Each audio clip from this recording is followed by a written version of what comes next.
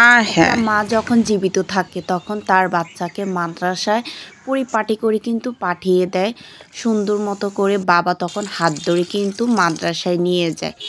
আর এমন একটা সময় আসে যখন ওই মা পৃথিবীতে আর থাকে না, বাবা দ্বিতীয় বিয়ে করে এবং ওই সন্তানের আর পরিপাটি হয়ে মাদ্রাসা যাওয়ার সৌভাগ্য হয়ে ওঠে না। বাবাও আর কিন্তু হাত ধরে মাদ্রাসা থেকে নিয়ে আসে না, নিয়ে যায় না।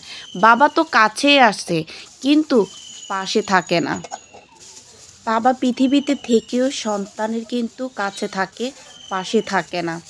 তো যাই হোক বন্ধু, এখানে আমি ডিম নিয়েছি, সিদ্ধ করব।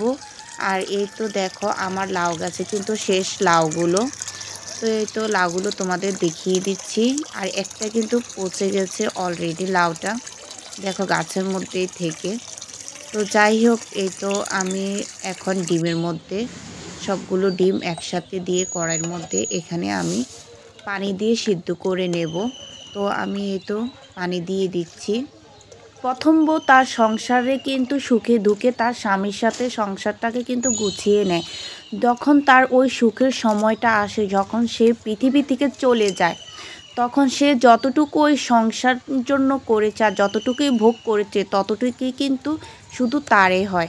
আর যা কিছু সংসারের জন্য করে যায় সেগুলো কিন্তু তার হয় না।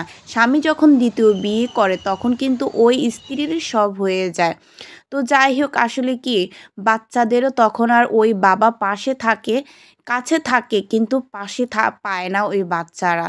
মায়ের মতো তো আর আদর পায় না সে মায়ের কাছ থেকেও। তো যাই হোক, চোখের দেখা যেটা সেটাই তোমাদেরকে বললাম। আর এদিকে আমার ডিমগুলো কিন্তু সিদ্ধ হয়ে গেছে। তো ডিমগুলো সিদ্ধ করে আমি কিন্তু নামিয়ে ফেলব।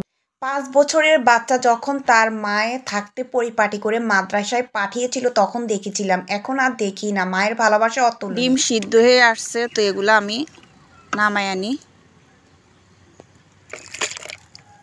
ঠান্ডা পানিতে দিতে আসছি।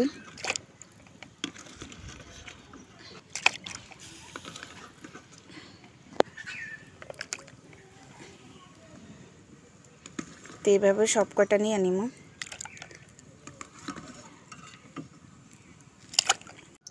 ডিমের মধ্যে একটু লবণ আর একটু হলুদ দিয়ে দিলাম।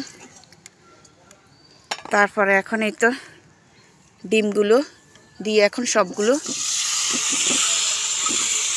ভেজে নিবে এভাবে।